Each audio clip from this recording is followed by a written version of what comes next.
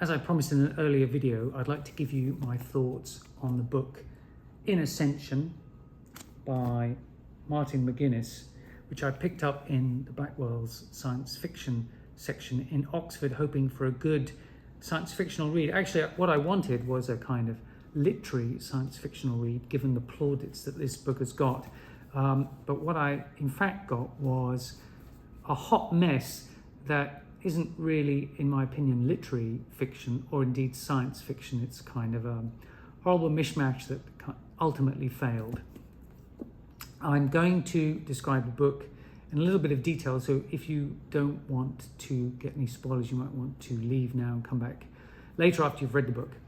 So the book has two main aspects as far as I'm concerned. One is a psychodrama involving the protagonist's family. The protagonist, Lee, is abused by her overbearing and violent father and is not protected from him by her mother, although her mother is sympathetic to her. And so that's confusion number one right there, is why Lee's mother allows her abusive husband to terrorize her older daughter.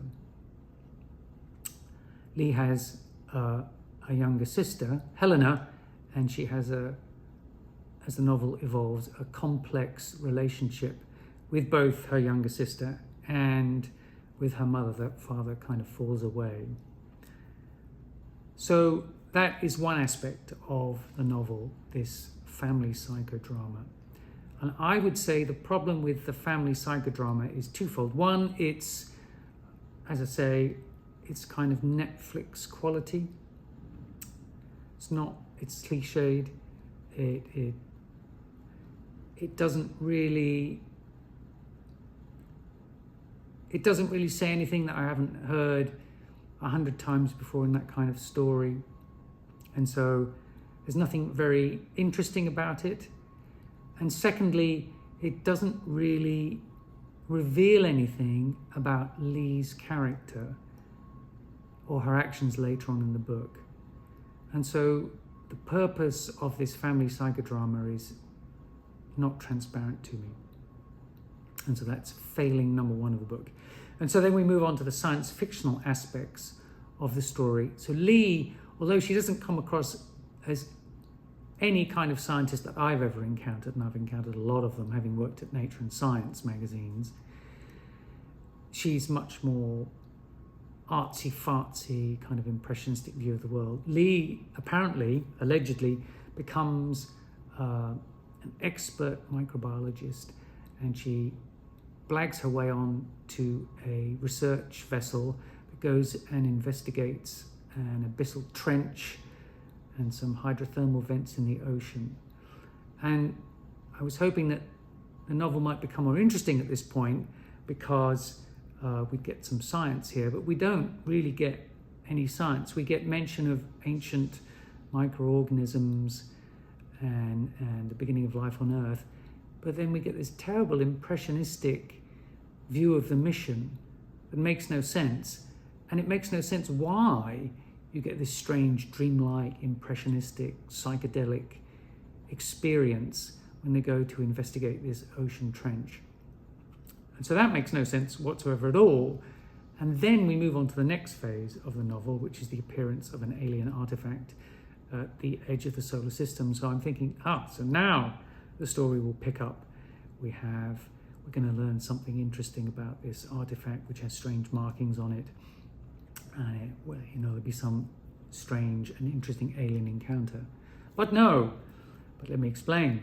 So Lee, who, as I say, doesn't come across as a scientist at all, and even at various points in the narrative, she either self-admits or other people identify her as someone who isn't really a good researcher or scientist. And so why the hell she is one is unclear. Anyway, she is involved in this mission to go and investigate this alien artifact at the edge of the solar system because they need hydroponics on the craft for the people on the mission to be able to eat and breathe and live all the way out there to the edge of the solar system. It transpires that Lee herself ends up on the mission, even though she is ill-suited as a scientist and even less well-suited as a mission member. And so how she gets on there makes even less sense than her as a scientist. Anyway, we have this strange character on the ship, and we have to get the entire story through her. And so we get this impressionistic view of perhaps one of the most interesting aspects of the story, which is the idea of three people traveling for a long time in a small capsule, very, very, very far away from Earth, where the chances of them returning is in the balance. This is obviously, an edgy, dangerous mission. Anyway, so we approach the alien artifact and, spirits rise, mine do, because I think finally we'll get something interesting happening in this novel. But no, we have an event, which again is like the event in the ocean, where it's impressionistic, it's dreamlike.